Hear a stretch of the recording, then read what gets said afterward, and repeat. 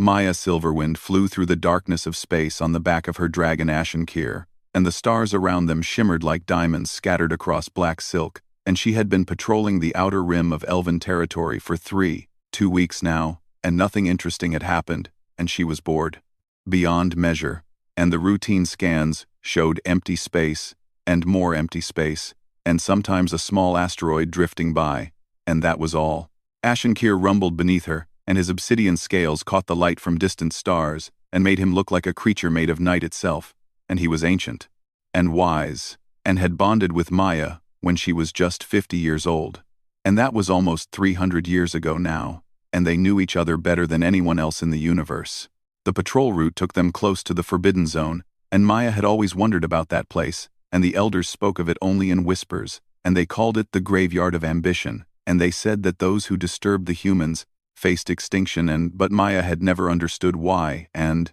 the stories seemed like old tales meant to scare young elves, and nothing more. She checked her scanner again, and the screen glowed with soft blue light, and it showed the boundary line clearly.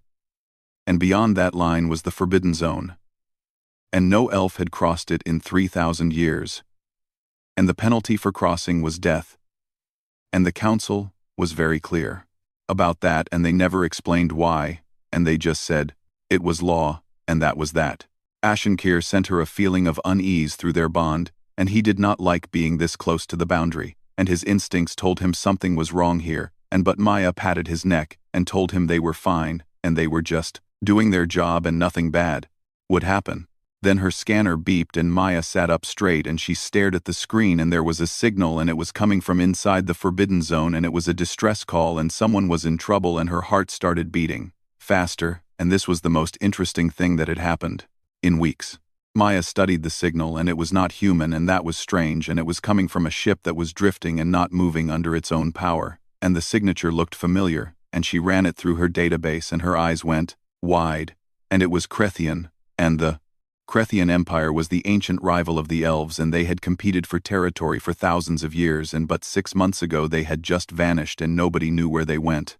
Ashenkir sent her a strong warning through their bond, and he wanted to turn back and go home and report this to the council and let them handle it, but Maya felt excitement building in her chest, and this could be important, and this could explain what happened to the Krethians, and she could be the one to solve the mystery. She told Ashenkir they had to investigate, and someone might be dying on that ship, and it was their duty to help, and Ashenkir growled deep in his throat, and he did not like this, and he said, the elders warned them for a reason, but Maya was already turning them toward the boundary. Her hands shook slightly as she guided Ashenkir across the invisible line and into the Forbidden Zone, and nothing happened, and no alarms went off, and no weapons fired at them, and it was just empty space like before, and Maya felt a mix of relief and disappointment, and maybe the stories were just stories after all. They flew deeper into the zone, and the distress signal grew stronger, and after 20 minutes, they found the ship,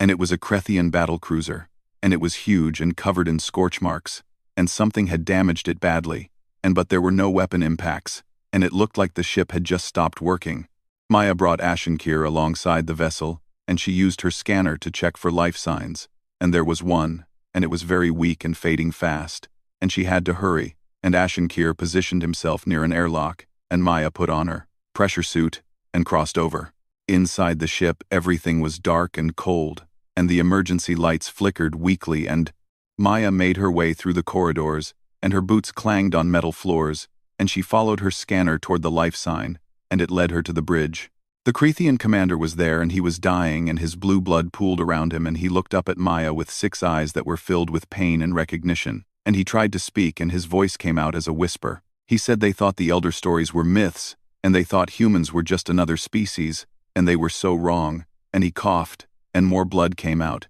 and he said the humans were not warriors, and they were something far worse. And Maya leaned closer, and asked him what he meant,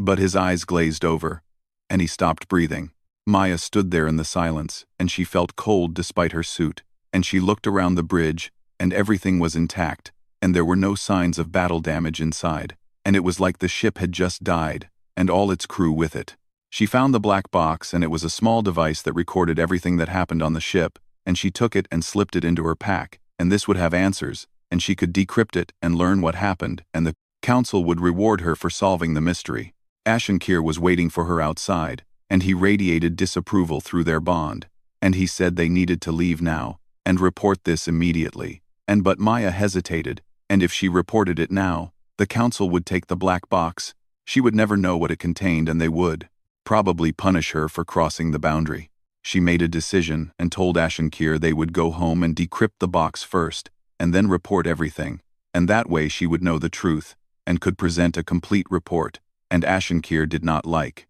it, and he said this was a mistake,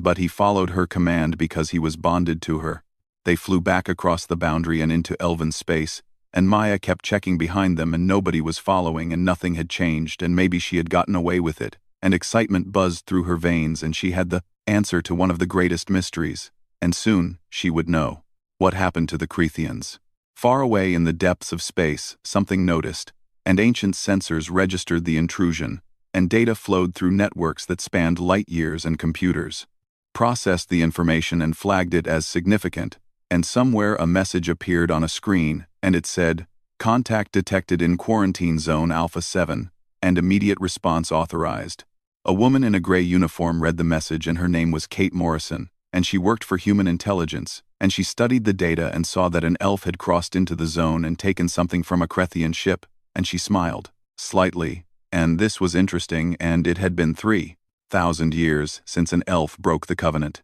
She typed a response and sent it up the chain of command, and wheels began to turn and ships began to move.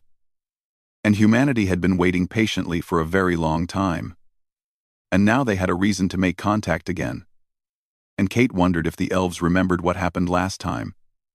And she suspected they had forgotten, and that was about to change. Maya worked in her private research station on the moon of Silverhome, and the black box sat on her workbench and glowed with a faint red light, and she had been trying to decrypt it for 3 weeks now, and the Crethian security codes were incredibly complex, and every time she thought she was close, the system would reset, and she would have to start over. Ashenkir lay curled in the corner of her lab, and he watched her with golden eyes that held worry, and he kept sending her feelings of unease through their bond, and he said they should tell the elders and give them the box and forget this ever happened. But Maya ignored him, and she was so close now, and she could feel it. Elder Thandril had visited twice, and he was her mentor, and one of the few elves alive who remembered the last war, and he had asked her if everything was all right and if she had anything to report, and Maya had lied and said no. Everything was fine, and just routine patrols, and the guilt sat heavy in her stomach, but the excitement of discovery was stronger. On the 23rd day, the encryption finally broke, and the black box opened its files to her, and Maya felt triumph surge through her, and she immediately began reviewing the data, and what she found made her blood run cold. The recordings started normal enough, and they showed the Crethian fleet assembling and the admiral giving confident orders, and they had 200 ships and advanced weapons, and they were going on what they called a simple reconnaissance mission into human space. Day 1 showed them encountering a human research station, and it was small and unarmed, and the Crethians demanded surrender, and the humans complied immediately, and they offered no resistance at all, and the admiral laughed and said this would be easier than expected. Day 3 showed the fleet pushing deeper into human territory, and they encountered a human patrol ship, and it scanned them briefly and then retreated at full speed, and the Crethians chased it, but it was faster and got away, and the admiral said the humans were cowards and running from a real military. Day 7 showed more encounters, and every time the humans ran and never fought back, and the Crethian commanders grew more confident, and they said humans were weak and primitive, and this territory would be easy to claim. Day 12 showed the fleet deep in human space now, and they had encountered dozens of ships and stations, and all of them had retreated or surrendered without a fight, and the admiral was planning how to divide the conquered territory. His officers were celebrating early victory. Then day 15 and the tone changed, and the admiral looked worried now, and he had realized something strange, and they had not encountered a single human military vessel, and only research ships and civilian transports and cargo haulers and colony ships, and all of them kept retreating in the same direction and leading the direction so fleet deeper. Day 16 and the sensors showed something terrifying, and the fleet was surrounded, and the admiral finally understood, and they were not chasing humans, and humans were hurting them, and he immediately ordered retreat, but when they tried to turn back, there were human ships blocking every route, and thousands of them, and appearing out of nowhere. The recordings became frantic now, and the admiral was shouting orders and trying to find a way out, but every direction was blocked, and the human ships did not attack, and they just sat there and waited, and the Creathians tried to fight their way through and opened fire, and their weapons hit the human shields, and did nothing. Then the human ships responded, and they did not use weapons like the Creathians expected, and instead, they used something else, and one by one, the Creathian ships just stopped working, and engines went dead, and weapons powered down, and life support began failing, and it was like the ships were being turned off piece by piece. Day 18 and half the fleet was dead in space and floating helpless, and the crews were running out of air and water and food, and the admiral tried to negotiate and sent messages begging for mercy, and the humans did not respond and just kept waiting and watching. Day 20 and 3/4 of the fleet was disabled now, and the admiral made one final log entry, and his voice was broken and filled with despair. And he said, if anyone found this, they needed to understand, and the humans did not fight wars to win battles, and they fought to ensure you could never fight again, and they were patient and thorough, and they never forgot. The recording ended, and Maya sat in silence and stared at the screen, and her hands were shaking and she felt sick. And the Creathian Empire had 200 ships and thousands of trained warriors and advanced weapons, and the humans had destroyed them without firing a single shot, and just turned off their technology and waited for them to die. Ashenkir stood and walked over to her, and pressed his massive head against her side, and he sent feelings of comfort, and also told her this was why the elders warned them, and this was why the Forbidden Zone existed, and humans were not like other species. Maya tried to delete the files and pretend she never saw them, and forget this ever happened, but her computer would not respond, and the screen flickered, and new text appeared, and it was in perfect Elvish, and it said, "We know you are there, Maya Silverwind, and we have been watching, and we need to talk." Maya jumped back from her computer like it had burned her, and her heart pounded in her chest, and the humans knew,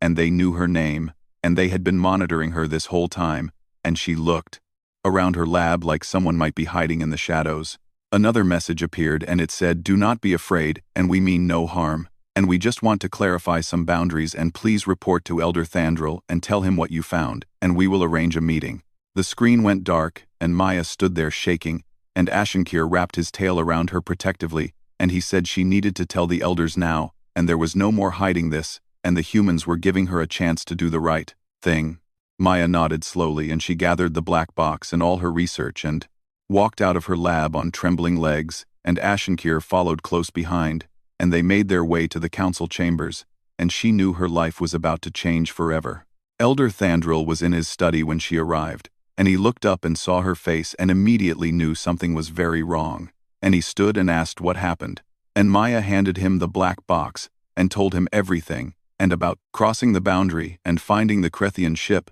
and decrypting the recordings and the message from the humans. The color drained from Thandril's face, and he sat down heavily and looked suddenly very old. And he said this was bad, and worse than bad. And this was a catastrophe. And he immediately sent messages to convene an emergency council session. Within hours the entire council was assembled, and Maya stood before them and told her story again, and showed them the recordings, and the elders watched in growing horror, and when it was done the chamber was silent and nobody spoke for a long time. Finally the matriarch stood, and she was 4,000 years old, and had led the elves for longer than most could remember, and she looked at Maya with eyes that held both anger and fear. She said Maya had broken the most sacred law, and crossed into the Forbidden Zone, and now humanity knew, and everything had changed. The debate began, and some elders wanted to execute Maya and send her body to the humans as an apology, and others wanted to pretend they knew nothing and claim Maya acted alone, and a few suggested preparing for war, and the matriarch listened to them all and said nothing. Then a new message arrived, and it was from the humans, and it requested a meeting, and Ambassador Amy Rodriguez would represent humanity, and they suggested a neutral space station on the border. They promised no hostility and just wanted to talk. The council fell silent again, and they had no choice, and they had to respond. And the matriarch looked at Maya and said she would attend this meeting and face what she had brought upon them all. The neutral station floated in empty space, halfway between Elven territory and the Forbidden Zone, and it had been abandoned for centuries, and now lights flickered on inside, as both sides prepared for the meeting, and Maya stood in the docking bay with Elder Thandril and Ashenkir, and her stomach twisted with anxiety and fear. The human ship arrived exactly on time, and it was small and sleek and looked nothing like a warship, but Maya knew that meant nothing, and the recordings had shown her that human ships were never what they seemed, and the vessel docked smoothly, and the airlock opened. Amy Rodriguez stepped through first, and she was shorter than Maya expected, and had warm brown eyes and a friendly smile, and she wore simple civilian clothes, and carried no visible weapons, and she looked like someone you might meet at a prize market and chat with about the weather, and that made Maya even more nervous. Behind Amy came Beth Nguyen, and she was taller, and moved like a soldier, and her eyes were hard and watchful, and she scanned the room constantly, and Maya could tell this woman had seen terrible things and survived them. Amy walked forward with her hand extended in the human greeting, and she spoke in perfect Elvish, and her accent was flawless, and she said it was good to meet them, and she had heard much about the Elven people and their beautiful culture. She hoped they could have a productive conversation. Elder Thandril took her hand cautiously and returned the greeting, and Maya did the same, and Amy's skin was warm, and her grip was gentle, and she seemed genuinely pleased to meet them, but Maya remembered the Krethian recordings, and knew this kindness might be a mask. Amy noticed Ashenkir, and her face lit up with delight, and she asked if she could approach him, and Maya nodded slowly, and Amy walked up to the massive dragon without fear, and she reached out and touched his scales and said they were beautiful and like starlight frozen in obsidian. Ashenkir rumbled and sent Maya a confused feeling through their bond, and he had expected a monster, and found only a small, friendly woman who liked dragons, and he did not know what to make of this. They moved to a conference room, and Amy had brought coffee and cookies, and she offered them around like this was a social visit, and not a meeting that could decide the fate of civilizations, and Maya took a cup just to have something to do with her hands. Amy sat down, and her smile faded slightly, and she became more serious, and she said they needed to discuss what happened, and Maya crossing the boundary and taking Krethian intelligence, and she wanted to be clear about something important. She asked Maya if she knew the history between elves and humans, and Maya shook her head, and the elders had never taught them details, and just said to stay away, and Amy nodded like she expected this, and said that was part of the problem. Amy explained that 3,000 years ago, the Elven people had tried to conquer Earth, and it was a reasonable decision based on their intelligence, and humans were a single planet, and newly spacefaring, and had no impressive technology. The Elven fleet of 50,000 ships expected an easy victory. Maya felt like the floor had dropped away beneath her, and she looked at Elder Thandril, and he would not meet her eyes, and she realized he had known, and kept it secret, and the elves had been the aggressors, and not the victims. Amy continued and said the elves killed 3 billion humans in the first week, and orbital bombardments, and fleet actions in Earth cities turned to ash.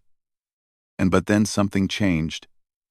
And humans did what they always did, and they adapted, and evolved, and became whatever they needed to become to survive. She said by the end of the war humans had developed weapons that made the Elven fleet wish they had never left their homeworlds, but humanity did not use those weapons to destroy the elves, and instead they did something else. Elder Thandril finally spoke, and his voice shook, and he said the humans made them watch, and they took control of every Elven colony world and did not kill anyone, and just turned everything off, and every ship and every station and every dead power source, and billions of elves, stranded and helpless, dying slowly. Amy nodded and said humanity gave the elders a choice, and leave humanity alone forever, or they would turn off the Elven homeworld too, and make the entire species extinct, and the elders chose wisely, and the covenant had held for 3,000 years. She leaned forward, and her friendly expression never changed, and she said Maya had crossed the boundary and taken Krethian military intelligence from inside human space, and that was technically an act of espionage, and now they needed to update their understanding. Beth handed Amy a datapad, and Amy slid it across the table, and she said, before they discussed terms, Maya should see what humanity had been protecting the elves from, and this showed what happened to the 17 other species who broke their covenants with humans. Maya took the pad with trembling hands and started reading, and what she saw made her feel sick. The Zhen Collective had tried to resume hostilities 500 years ago, and humanity did not destroy them, and instead infected their computer networks with an AI that slowly over decades convinced the Zhen that warfare was illogical, and now the Zhen were peaceful philosophers, and never realized they had been reprogrammed. The Vortian Empire had attempted to enslave a human colony world, and humanity responded by introducing a genetic modification into their food supply, and it made Vortians biologically incapable of feeling pleasure from dominating others, and their empire fell apart, and they never understood why. The Crethean Empire was most recent, and 6 months ago they entered human space with conquest in mind, and humanity did not fire a single shot, and just used psychological warfare, and showed the Cretheans exactly how outmatched they were, and then offered a choice and leave this galaxy entirely or become human vassals. And the Cretheans chose to flee, and all 200 billion of them gone to another galaxy. Maya looked up from the pad and her voice came out as a whisper, and she said, "Humans did not defeat them, and they broke them and rewrote who they were," and Amy smiled, and said they eliminated threats while minimizing casualties, and was that not what warfare should be? Elder Thandril asked the question that haunted him, and he said, "Why this obsession with control rather than destruction, and why not just end threats permanently?" Beth spoke for the first time, and her voice was heavy with old pain, and she said humanity learned the hard way, and before they went to the stars, they fought amongst themselves and nearly destroyed their own species a dozen times, and they learned that winning a battle meant nothing if you created an ethics enemy that would strike back in a century or a millennium. Amy explained that humans did not fight to win, and they fought to ensure war could never happen again, and they rewrote variables and removed capacity for future conflict, and it was not cruel, it was thorough, and it was survival. She turned to Maya and said, the intrusion into the Forbidden Zone did not anger them, but it required a response, and they needed to ensure elves understood why the Covenant existed, and why challenging humanity was not just unwinnable, but unthinkable. Maya realized with growing dread and said they were not going to punish her, and they were going to use her. And Amy smiled wider and said they were going to give Maya a gift and show her exactly what humanity was capable of when truly threatened, and then Maya would go back and make sure her people never forgot. Amy stood and walked to a window and gestured for them to follow, and outside space looked empty and normal. And then Amy whispered a command into her wrist device, and millions of stars vanished, and Maya gasped and realized they were never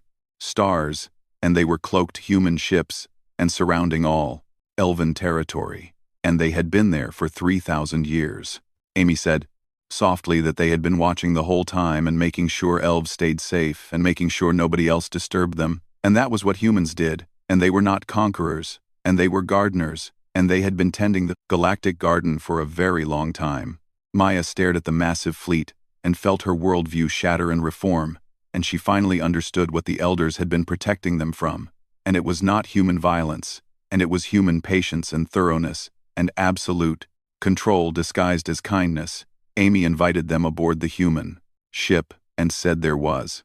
more they needed to see. And Maya wanted to refuse and run back to elven space and hide forever. But she knew that was impossible now. And she had started this and had to see it through. And so she followed Amy through the airlock, with Ashenkir and Elder Thandril close behind. The ship interior was surprisingly simple in clean lines and soft lighting, and it felt more like a research vessel than anything. Military and the crew they passed looked normal and friendly, and they nodded politely and went about their work, and Maya counted only 20 people total, and such a small crew for a ship this size. Amy led them to a presentation room, and the walls were covered in screens, and she gestured for them to sit, and said a human xenoarchaeologist named Claire Hoffman had compiled something specifically for species who needed to understand humanity better, and it would provide context. The screens lit up and Claire appeared, and she was a young woman with bright eyes and an enthusiastic manner, and she began speaking and welcomed them to this educational presentation about humanity, relationship with other species. Claire explained that after the war with the elves 3,000 years ago, humanity had developed a new doctrine, and they realized that traditional warfare was inefficient, and it created lasting enmity and cycles of revenge that never ended, and so they decided to approach conflicts differently. She brought up the first case study, and it was the Zhen Collective, and 500 years ago, they had violated their covenant and began building weapons and preparing for war, and humanity detected this early through their monitoring systems. Instead of attacking the Gen directly, humanity did something subtle, and they introduced an AI into Gen networks, and it was designed to engage Gen philosophers and thinkers in debates, and gradually, over decades, it shifted their entire cultural perspective on warfare and violence. Claire showed recordings of Gen society transforming and their military academies closing, and their weapons being dismantled, and their people choosing pacifism and philosophy over conquest, and the Gen believed this was their own cultural evolution, and they celebrated it, and never knew humans had guided them there. Maya felt horror creeping through her, and this was not war, and this was something far more insidious, and humans had reached into another species and rewired their entire civilization without them knowing. The next case was the Vortian Empire, and Claire's tone became more serious, and she said the Vortians had enslaved a human colony world and killed thousands, and humanity response had to be proportional and permanent. The screen showed human scientists working in laboratories and developing a genetic modification, and it was elegant and subtle. And when introduced into the Vortian food supply, it spread through their entire population within 2 generations. The modification did not harm them physically, and it just altered one specific neurological pathway and made it impossible for Vortians to feel the reward response from dominating others. And suddenly conquest and slavery held no appeal, and their empire collapsed from within, as nobody wanted to maintain it anymore. Claire explained that current Vortians were confused about their history, and they could not understand why their ancestors had been so obsessed with control, and the very idea seemed alien and unpleasant to them now. A hologram appeared, and it was Megan Park, and she identified herself as one of the few Krethian survivors, and her voice was hollow, and her eyes were haunted, and she described what happened when her people entered human space. She said the Krethians had been confident and proud, and they had advanced technology and a powerful fleet, and they thought humans would be easy prey, and they were so wrong. Megan described the systematic dismantling of Krethian confidence, and how humans never fought back and just retreated and led them deeper, and then surrounded them and made them helpless, and the psychological impact was devastating. But worse was what came after, and the humans did not kill the trapped Krethians, and instead, they broadcast messages and showed them things and demonstrated human capabilities in ways that broke Krethian spirits completely. The humans showed them weapons that could disassemble matter at the molecular level, and shielding that could withstand star cores and ships that could cross galaxies in days and manufacturing systems that could build fleets in hours, and all of it real and functional, and far beyond anything Krethians possessed. Megan's voice shook as she described the choice humanity gave them, and leave this galaxy entirely, and never return or become human vassals and serve them forever. And the first Krethian government chose exile, and organized the largest migration in history, and 200 billion people left for Andromeda. She said the worst part was that humans were not cruel about it, and they provided the ships, and the supplies, and the navigation data, and they wished the Krethians well, and hoped they would find peace, and it felt like being pitied by a god. The hologram faded, and Claire returned, and she said these were just 3 examples, and there were 14 others, and each one showed the same pattern. And humanity did not destroy threats, and they transformed them and removed their capacity for future conflict, while letting them believe they still had free will. Maya could barely breathe, and she looked at Elder Thandril, and he looked equally shaken, and Ashenkir sent waves of distress through their bond, and he understood now why his ancient instincts screamed danger around humans. Amy turned to face them, and her expression was gentle and understanding, and she said she knew this was difficult to process, but it was necessary, and they needed to understand what humanity had become and why. Beth spoke again, and her voice was rough with emotion, and she said, humanity had not wanted to become this, and they had been forced into it by survival, and by the cruelty of the universe, and by species that kept trying to destroy them. She described Earth history and the wars humans fought amongst themselves, and nuclear weapons and biological plagues and AI catastrophes, and a dozen times they almost ended their own species, and each time they survived and learned and adapted. She said when humans finally reached the stars, they encountered species that saw them as weak and primitive and easy targets, and the elves were first but not last, and attack after attack came, and Humanity decided never again, and they would make it impossible for anyone to threaten them. Amy said humans did not enjoy this role, and they took no pleasure in controlling other species, but they did it because the alternative was extinction, and either human extinction or the extinction of those who attacked them. And this way, everyone lived. She gestured to the screens and said, humans had been protecting elven space for 3,000 years and destroying threats before they reached elven borders, and 17 extinction-level events prevented, and the elves never knew, and never had to.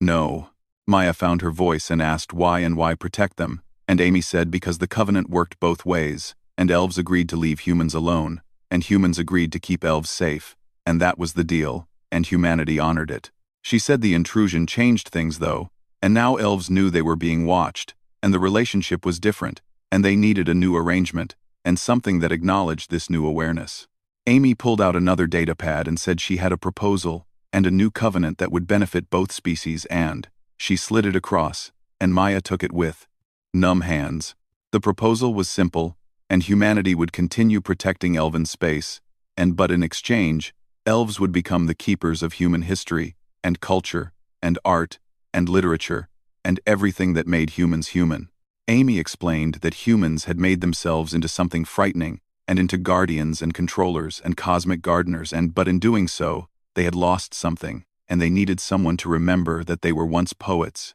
artists and dreamers, and to preserve that memory for when they could return to it. Elder Thandril read the proposal, and understanding dawned in his eyes, and this was brilliant, and humans were not imposing punishment, and they were creating partnership, and giving elves purpose beyond being protected and making them essential. Maya realized the genius of it, and elves would become invested in humanity well-being, and because they were the keepers of human culture, and it created mutual dependence and transformed the relationship from master and subject to something more complex. Ashenkir rumbled and sent her a question through their bond, and he asked if she understood now, and Maya nodded slowly and whispered, yes, and humans were not warriors or conquerors, and they were survivors who had evolved into something the galaxy had never seen before, and they fought not to win, but to make future conflict impossible, and they did it with patience and precision, and kindness that was more terrifying than any weapon.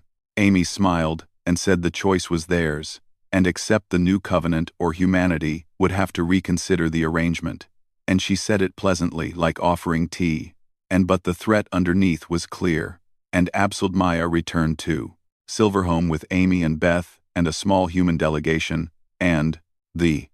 journey back felt like floating through a dream, and everything she thought she knew about the galaxy had been shattered and rebuilt into something strange and terrifying. The Elven Council was already in emergency session when they arrived, and every elder was present, and the chamber buzzed with anxious whispers, and fear hung in the air like smoke.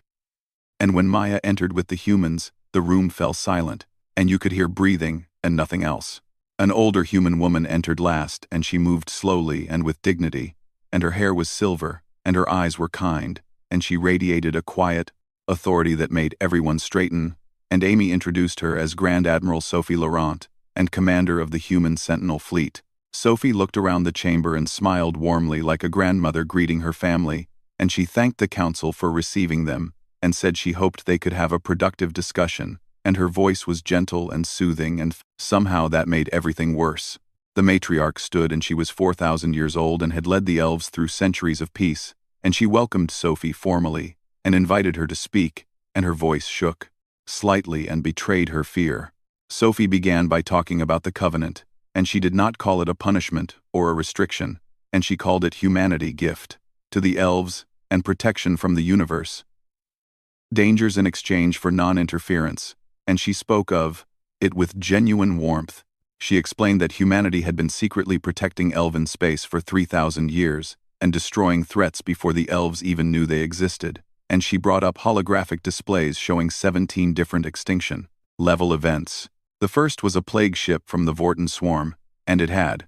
been heading toward elven space, carrying a biological weapon that would have killed billions, and human ships intercepted it and destroyed it quietly, and the elves never knew. The second was an asteroid redirected by the Krell Empire and aimed at the elven homeworld, and human ships had altered its trajectory and made it look like a natural near miss. On and on the list went, and wars prevented, and plagues stopped, and cosmic disasters averted, and all of it done in secret, and without asking for gratitude or recognition. Sophie said they did not tell the elves, because they did not want thanks, and they wanted elves to thrive on their own terms and in their own way, and that was why the covenant existed, and not to control but to give freedom to be themselves. But Maya crossing the boundary had changed everything, and now the elves knew humanity was watching, and the relationship was different, and they could not pretend ignorance anymore, and needed a new arrangement. Dr. Lynn Patel stepped forward,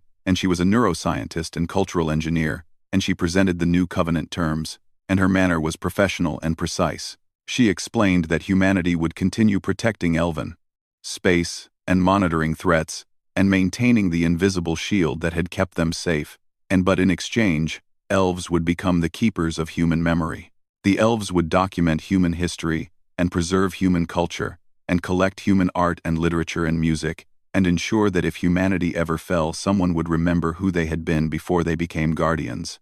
Lynn said humans had made themselves into something necessary but frightening, and they had sacrificed their innocence for survival, and they needed someone to hold on to what they had lost, and to remember their humanity, when they could no longer afford to. The council members looked at each other and whispered among themselves, and Maya could see them understanding, and this was not a punishment, and this was partnership, and it gave elves value beyond being protected and made them essential to humanity, well-being. Elder Thandril stood and spoke, and he said he understood, and this was wise, and it created mutual dependence, and made both species invested in each other's survival. And he asked what would happen if the elves refused. Sophie's expression did not change, and she said gently that humanity would be disappointed, and would have to reconsider their protection arrangement, and the elves would be on their own. And she said it kindly, but the meaning was clear, and without human protection, the elves would face the full danger of the galaxy. The matriarch called for a vote, and the elders discussed briefly,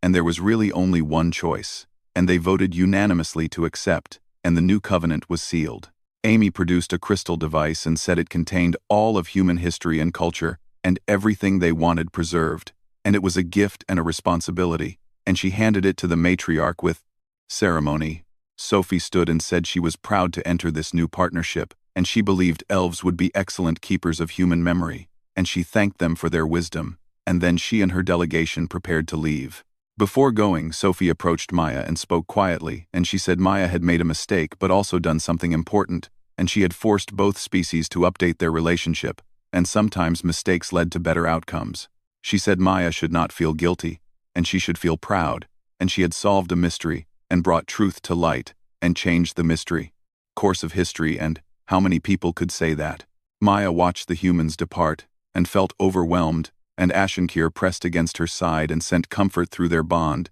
and Elder Thandril put a hand on her shoulder. The council dismissed, and Maya walked out into the night air, and Ashenkir flew her to their favorite cliff, overlooking the capital city, and lights twinkled below like stars, and the real stars shone above. They sat in silence for a long time, and finally Ashenkir spoke through their bond, and asked if she understood now why the elders had warned them. Maya nodded and said, humans were not warriors, and they were not even conquerors, and they were something evolution had created to survive at any cost, and they did not fight wars, and they rewrote reality, so wars became impossible. Ashenkir rumbled agreement, and said the most terrifying part was that they genuinely believed they were being kind. Maya looked up at the stars and knew that somewhere up there, 1,000,000 human ships watched and waited, and guarding the galactic garden, and she wondered how many other species were out there and living under human protection and never knowing it. She thought about the new covenant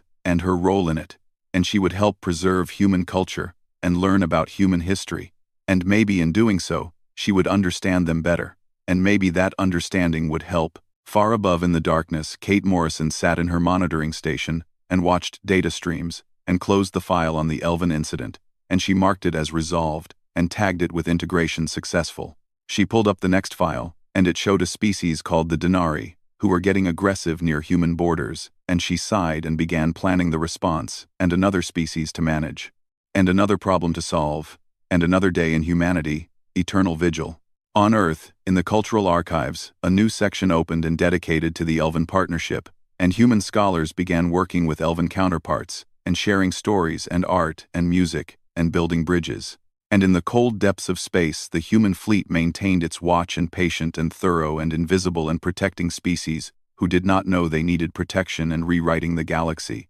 one careful intervention at a time. Maya understood now, and the elders had been right to warn them, but they had not warned strongly enough, and they had called humans dangerous. But that was not the full truth. Humans were not dangerous, and they were inevitable, and they were the universe's response to chaos, and they had made themselves into gardeners and shepherds and silent guardians, and they would maintain order at any cost, and with infinite patience. And the truly terrifying thing was that they did it all out of love, and love for their own species, and love for the idea of civilization, and love for the potential of life itself, and that love was more unstoppable than any weapon. Maya closed her eyes and felt the wind on her face and Ashenkir warmth beneath her, and she accepted her new role and keeper of human memory, and witness to their story. And perhaps someday she would write it all down, and future generations would read and understand. The stars wheeled overhead, and the galaxy turned, and humanity watched, and waited, and tended their garden.